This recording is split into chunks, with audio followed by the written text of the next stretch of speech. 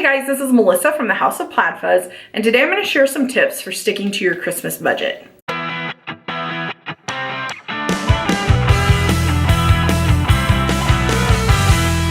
If you're new to my channel, please go ahead and subscribe so you don't miss any of my new content. And if you're not, welcome back.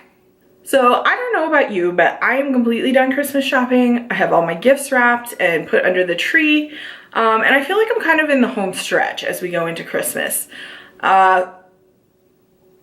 Some of our family goals for Christmas this year was to keep it simple. We didn't want to get it sucked into the commercialism and just the really stressful aspect of the holidays.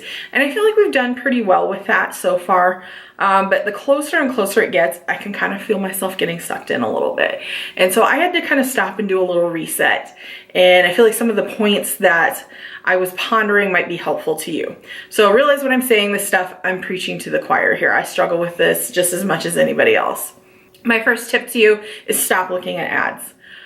If you're still shopping, you know, a lot of us are on budgets. It might be essential that you find a good deal for some of your Christmas presents. So you may need to actually still look at some ads, but don't just browse. If you're looking for a specific gift, only look at the stores where you're going to actually find that gift. Even just get on Google Shopping and compare prices that way. I find the more that I browse ads, the more stuff that I find that is such a good deal, I just can't pass it up. Or suddenly I start thinking of people that I had no intention of buying a present for, but you know, something's such a good deal, I should get them this. And it really messes with your mindset. And in all reality, most of this stuff is not actually that great of a deal. The prices have been marked up so they can bring them back down and make it appear like it's a lot better deal than what it actually is. The biggest step for me was unsubscribing from all the sale emails. That one was hard for me because I felt like I was probably not getting the best deal and I'm not getting the coupons sent to me. But when I really sat down and thought about it, I was spending way more money being enticed by these sales than I was ever gonna save on a coupon. My second tip is don't compare.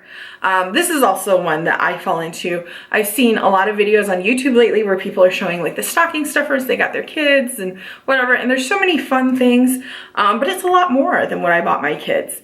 And especially being a stepmom, it's really easy to fall into that trap of wanting to buy them anything and everything that they want. Because the fact of the matter is, these kids have 2 Christmases to compare, and you know, of course I want mine to be the best. At the end of the day, I think you just have to examine why you're celebrating Christmas. And I think for most of us, that really has nothing to do with gifts and commercialism and stuff. And the last thing that I want to pass on to my kids is a sense of entitlement that Christmas is some huge payday, because that's just not what it's about. I think the spirit of Christmas is about giving to others. My third tip is don't shop for yourself. I am the chief sinner in this department. There are so many great sales this time of year, and there's a lot that I can look the other way from. You know, clothing sales, stuff like that, I don't really care. But you know, I get that Michael's coupon in the mail, or you know, an art catalog, and it's like, oh my gosh, this stuff never goes on sale. And really, my husband ends up not necessarily getting me a Christmas present because I buy myself so many during the Christmas season. And what it boils down to is just being greedy. I mean, I have plenty of stuff I don't need anymore. And just because it's on sale doesn't mean that I need to bring it into my house or into my life, or that my life is going to be any richer for owning it. As a matter of fact, it's almost the opposite, because I get so overwhelmed by clutter and too much stuff that I don't appreciate what I even have. My fourth tip kind of goes along with what I talked about before. Keep stocking stuffers small. I don't know if it's just me, but some of these stocking stuffer videos that I've watched, they spent more on the stockings than I spent like on the big gifts for my kids. And there's nothing wrong with that if that fits into your family budget, but that does not fit into my family budget. It's so easy to compare and feel like, you know, oh, my kids are missing out because they're not getting, you know, $100 electronics in their stockings or whatever. But at the end of the day, again, I don't want my kids to feel entitled. And I think it's an important life lesson for them to learn that there's always going to be someone that gets more than what you do. And there's always going to be someone that gets less than what you do. To keep stocking stuffers budget friendly, we like to go to the Dollar Tree. There's all kinds of stuff that my kids love there. And you can find actually really great deals. Like my teenager goes through headphones. Like, I don't know if she's chewing on them or what, but I swear to you, at least once a month, she's broken a pair of headphones. Well, they're $1 in there. That's perfect to throw in her stocking. Or even candy, socks. Our boys like things like the little foam nunchucks and things like that.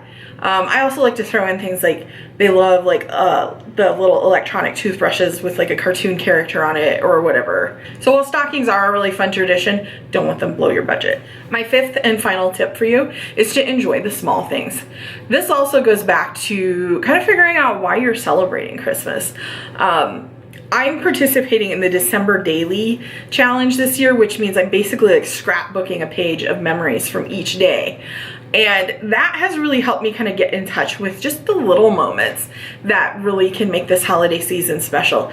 We don't even have to go anywhere, and we haven't really even gone anywhere or done anything exciting or holiday themed. And it's been super easy for me to find a moment every single day that is worth remembering and putting in my book. A couple fun traditions we're gonna institute with the kids this year is, one thing, my stepsons will be here 3 days before Christmas. So I picked up a different board game for every night that I'm gonna let them unwrap. And then we're gonna just spend the time playing a game as a family. I had gotten them a game at Thanksgiving and they absolutely loved it. My husband and I can be bad about just, putting them in front of a movie, or, we're all just sitting around in front of the TV. I don't think I realized how much we were missing out on that real quality family time until we sat around and played some just goofy board game. Okay, so there you have my 5 tips for sticking to your Christmas budget. I hope you're having a stress-free holiday season, and I hope this gives you a little kick in the pants. Not to blow it in this last little home stretch, and to stick to the budget you set before Christmas. I'm gonna go ahead and leave links to my blog and all my social media below. Thank you so much for watching, and I'll see you guys next time.